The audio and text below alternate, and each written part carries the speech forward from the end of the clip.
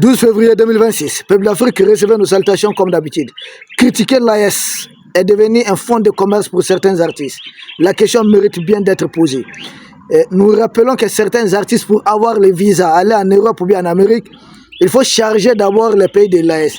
Nous souvenons certains, peut-être dans leur petite galère, pour espérer avoir le statut de réfugié politique en Europe ou bien en Amérique, se mettre à charger les pays de l'AS, se mettre à mentir, à diffamer, se mettre à concocter des complots contre les pays de l'AS. Cela est devenu récurrent, c'est devenu un fonds de commerce.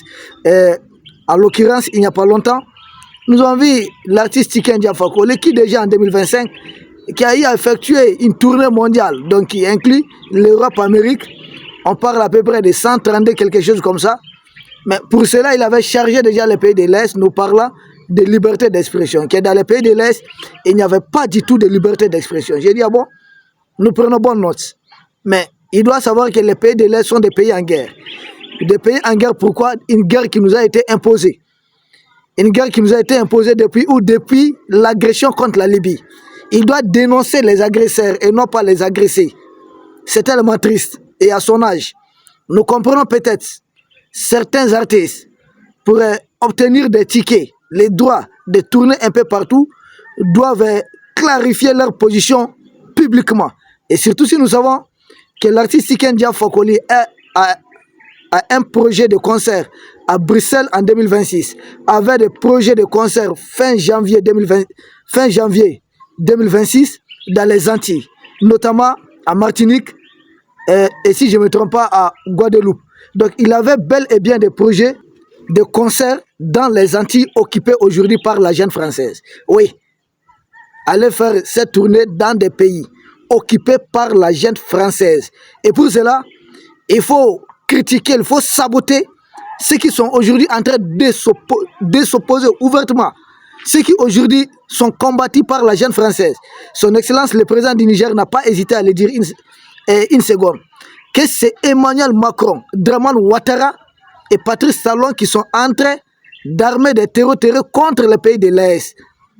Au lieu de joindre sa voix à la nôtre pour cela, non, pour lui, il faut incriminer davantage les pays de l'AS pour se faire une bonne renommée auprès de qui? Une source anonyme nous parle des montants perçus. J'ai dit une source anonyme. Vrai ou faux, je ne saurais confirmer l'information. Mais la source nous parle des montants perçus dépassant les 1 milliard de francs CFA. J'ai dit bien plus d'1 milliard de francs CFA. Tout ça, c'est pour se moquer des pays de l'AS. Jusqu'à quand ça va continuer? Jusqu'à quand? Je ne peux ni infirmer ni confirmer l'information. En tout cas, c'est quelqu'un qui m'a contacté à privé, qui m'a donné l'information. Maintenant, la vérité, elle est toute autre. Mais jusqu'à quand l'AS, pour ces gens, peut constituer mobile pour continuer à effectuer leur business? Écoutez, faites vos affaires. Nous savons que certains impérialistes ne sont pas assez malins, intelligents. Ils pensent, ils ne comprennent pas. C'est juste pour faire effectuer des concerts et autres, faire rire, faire plaisir à leurs enfants là-bas. Et pour cela, vous n'êtes pas obligés de vous moquer de nos martyrs. Ici, nous perdons des militaires, nous perdons des civils. Nous sommes agressés. Nous n'avons pas choisi cette guerre.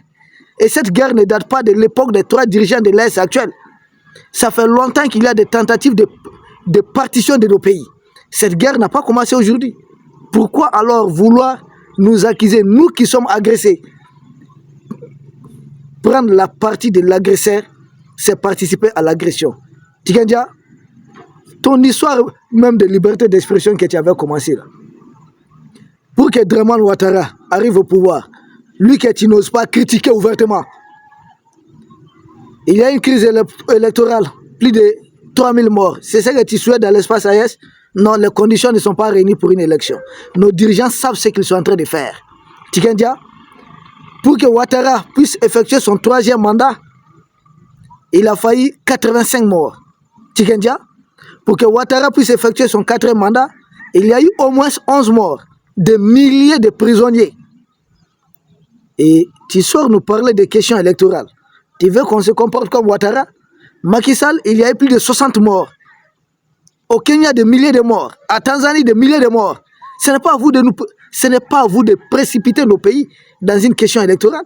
Nous savons que notre priorité, ce n'est pas d'organiser une élection pour faire plaisir à la descendance de François Mitterrand ou bien, je ne sais pas, d'Emmanuel Macron. Notre priorité, c'est d'abord de stabiliser nos pays qui sont en guerre. Tu étais en Europe. C'est de chez eux souvent que vous moquez de nous. Mais dites-vous, l'Europe aujourd'hui soutient fermement Zelensky. Est-ce là-bas on parle de questions électorales? Qu'a dit Emmanuel Macron? Toute personne qui parlera d'élection en Ukraine a une mauvaise intention derrière. Nous parlons de réfugiés politiques. Igi Komla, vous vous souvenez de ce monsieur Tigendia? C'est un Béninois très engagé qui a le statut de réfugié politique, qui avait le statut de réfugié politique au Togo depuis 2021. Vous savez ce qui s'est passé avec lui? Il a été invité officiellement par le gouvernement ivoirien à participer à une conférence, à un forum. Il est arrivé en tant que journaliste et de là-bas en 2025, il a été pris par les autorités ivoiriennes, livré à Patrice Talon. Vous parlez de liberté d'expression, mais pourquoi vous n'en parlez jamais? Quand il s'agit de Ouattara, dites que c'est quelqu'un qui ne respecte pas la liberté d'expression. Au moins faites ça. Vous ne l'avez pas fait. Vous vous souvenez de l'activiste ivoirien surnommé Steve Biko, qui a été arrêté en Mauritanie chez Ghazouani, l'autre ami de Ouattara, et extradé en Côte d'Ivoire. Et vous osez parler, critiquer les pays de l'Est, comme si liberté d'expression ne se trouvait pas dans l'espace AES. Non. Ouattara, il n'y a personne, je dis bien personne, qui met frein à votre fameuse liberté d'expression comme M. Alassane Draman Ouattara, qui piétine la fameuse liberté d'expression. Vous vivez pour les concepts créés souvent, pour des théories bidons. Un pays engagé en guerre, chaque jour presque nous perdons nos enfants, nos frères. Chaque jour presque ces barbares envoyés par Emmanuel Macron, qui occupe les Antilles, là où tu as envisagé faire une tournée, tu as effectué des concerts, je ne sais pas. Bruxelles, là où tu vas aller faire un concert au mois de mai 2026. J'ai noté la date. Un concert au mois de mai, notamment le 25 mai 2026. Ces gens sont en train d'entretenir des terreaux qui sont en train d'endeuiller nos populations.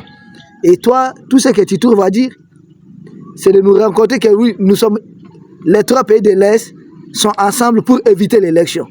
L'élection là, on fait l'élection pour nous, mais on fait l'élection pour quelqu'un d'autre. Si c'est pour notre bien, donc si on ne fait pas, c'est un problème pour nous, mais pas pour vous. Arrête de cette manipulation. L'élection, on ne fait pas ça pour les beaux yeux d'Emmanuel Macron. Tu as le même discours que les politiciens d'Emmanuel Macron. Je comprends maintenant, certains de nos artistes peut-être s'étaient retrouvés dans ton piège par erreur. Ce que vous faites avec les colons, là, les néocolonialistes, faites ça et puis laissez-nous en paix. Et là, notre frère, Souleymane Gbagbo connaît. Pourquoi il a quitté la France? Tu ne sais pas ça? Chez Macron là-bas, en Europe là-bas, il y a liberté d'expression? Tu ne sais pas ça? Pourquoi notre frère et camarade Kémy Seba, né en France, pourquoi on a retiré sa nationalité? Est-ce que les pays de l'Est sont en train de faire ça? Pourquoi? Il y a liberté d'expression là-bas? Pourquoi tu n'en parles pas? Notre sœur, Nathalie Yamb, aujourd'hui, qu'est-ce qui se passe avec l'Union européenne? Est-ce que c'est les juges qui ont pris la décision? Non. Aussi parler de liberté d'expression à ces gens? Vas-y, prononce-toi comme les autres le font. C'est un combat pour la dignité de l'homme africain. Tu chantais ça, c'est dans ta bouche, c'est pas au niveau du cœur. C'était dans ton cœur. Tu n'allais pas dire ce que tu es en train de dire au pays de l'Est. C'est au niveau de ta bouche, mais c'est pas au fond de toi. C'était seulement formel. Tu nous as eu, hein? Beaucoup de jeunes Africains sont inspirés de ta chanson pour être vraiment des gens révoltés contre le système en place. C'est toi qui chantais Oba Oba. L'éléphant est arrivé avec un pied cassé. C'est toi. C'est toi qui chantais Bimate Sarate Kadiate. Politicien. C'est toi qui te moquais des politiciens, non? Que la politique France-Afrique, c'est de diviser pour blaguer, tuer. C'est pas toi, Tikendia? Et c'est cette politique France-Afrique qui nous envoie des terroristes aujourd'hui. Tu sais que le Mali n'a pas de littoral. Les drones qui attaquent les populations maliennes sont expédiés depuis certains pays tout autour de nous. Et c'est de la politique France-africaine. Qui tu dois défendre? Qui tu dois défendre? Vous avez choisi de défendre vos intérêts personnels. Sinon, si c'est la vérité, tu laisses en face. Si c'est la vérité, tu laisses en face. Mais vous avez choisi, vous avez préféré défendre vos intérêts personnels. Nous sommes victimes de ce que tu chantais. Nous sommes en train de matérialiser ça. Quand nous serons unis, ça va faire mal. Nous sommes en train de nous unir. Et ça fait mal aux impérialistes. Au même moment, toi, tu es en train de vouloir nous désunir. Que non, nous sommes unis pour éviter l'élection. Mais écoutez, on s'unit d'abord pour gagner une guerre, non? Comment est-ce qu'on est en pleine guerre? Toi, tu me demandes d'aller à une élection. Tu vas aller tenir un bureau de vote à Mourdia, dans un village de Mourdia, dans un village de Guiré au Mali. Là où nous sommes en train de nous battre contre ces terreurs envoyés, ces mercenaires. Tu vas tenir un village dans la région, dans la province de Kidal. Tu peux aller. Tu vas envoyer enfants de qui dans un bureau de vote là-bas, où ces gens sans foi ni loi sont en train d'agresser les populations civiles. Tu dois plutôt saluer les efforts de nos femmes. Ne chante pas pour nos militaires.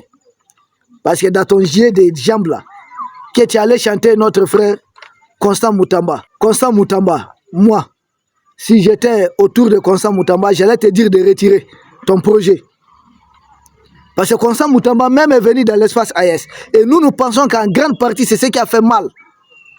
Il a eu des soucis, selon moi, je peux me tromper, pour avoir effectué un voyage dans l'espace AES, pour avoir tenu certaines vérités crues, comme son excellence le capitaine Ibrahim Traoré. Constant Moutamba, pour nous, il a la même idéologie que les dirigeants de l'Est, la dignité de l'homme africain. Cette idéologie qui était portée par les Marquis Garvey, qui était portée par les Malcolm X, qui était portée par d'autres. Cette idéologie au nom de laquelle les impérialistes sont allés à assassiner Lumumba, à assassiner Oumounyobé, à assassiner Moumié, à assassiner Modibo Keïta et à assassiner tant d'autres encore. Aujourd'hui, les 3 dirigeants de l'Est sont en train de porter. Tu sais pourquoi Thomas Sankara a été assassiné? Tu as chanté Alpha Condé, non? Il est sorti de la prison, ensuite il a été renversé. Qu'est-ce que tu as dit quand il a été renversé? Tu te souviens de ça? Tu as parlé d'un 3e mandat. Alors, vas-y, critique ouvertement le 4e mandat de M. Alassane Dramane Ouattara, qui a été obtenu au prix du sang. Les pays de l'Est, les dirigeants actuels au pouvoir, on n'a pas eu besoin. Le sang n'a pas été versé pour qu'ils soient au pouvoir. Donc, ressaisis-toi. Selon le président Laurent Gbagbo, quand on t'envoie, il faut savoir t'envoyer. Mais j'avoue que tu n'es pas le seul. Récemment, on a vu Fadal D aussi. Lui qui n'est plus écouté, qui n'est suivi par personne. Sorti où lui, il propose titre de séjour pour les pays de l'Est. Vous êtes tous les nouveaux Ivoiriens là, d'origine d'espace AES. Titre de séjour là, c'est vous-même qui allez payer. Ah oui, oui. Parce que quand on dit qu'il y a des millions de ressortissants d'AES en Côte d'Ivoire, en fait, vous vous retirez du lot, quoi. Non, non, ne vous retirez pas, vous en faites partie. Parce que depuis votre temps, on continue de compter. On pense qu'il s'agit de gens qui ont récemment quitté ici pour elle. Non, c'est pas vrai. C'est pas le petit cireur de chaussures. Non, non, c'est pas lui. C'est vous qui êtes nés là-bas. Vos papas sont partis. Et certains, leurs pères ont quitté Nioro il n'y a pas longtemps. Ou bien, je ne sais pas, Nara, chez moi, il n'y a pas longtemps. Ou quelque part, Sikasso. Ils sont retrouvés là-bas. Ils sont nés en terre ivoirienne. Ils sont devenus ivoiriens. Ce sont eux qui chargent les pays de l'Est. Matin, midi, soir. Fadalde, c'est pas toi qui chantais que Boyorodian, c'est pas bon. Traiter quelqu'un d'avoir des racines ailleurs, que cela n'est pas du tout une bonne chose. Et Tiken Dia, dans sa chanson, allez suivre ça. Nationalité. Que ça ne passe pas parce qu'on a des parents au Togo, ou on a des parents au Ghana, ou on a des parents comme ça, qu'on ne doit pas être traité comme d'autres citoyens. C'est vous qui avez chanté ça, non? Aujourd'hui, c'est vous-même qui dites qu'il faut des titres de séjour. Vous n'avez pas honte? Qu'est-ce qu'on dit ici? On appelle ça manger son totem. Manger son totem.